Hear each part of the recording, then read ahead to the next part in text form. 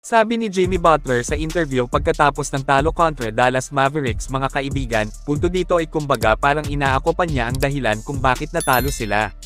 Napaka-humble na salita para kay Jimmy, na kung saan kita naman natin na solid ang performance nito versus Dallas, na naglista ng almost double-double, 21 points, 9 rebounds at may 7 assist. Ani niya mas pagbubutihan pa niya sa susunod na mga laban nila. Ito kasi yung klase ng player na ayaw patalo sa bawat laban, talagang palag sa panalo.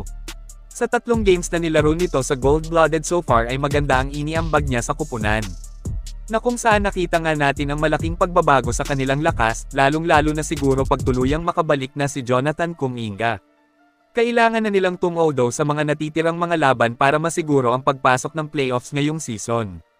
Isa sa napansin ko na problema ng Warriors ay itong si Buddy Hield, kung saan talagang hindi consistent ang mga nilalaro nito.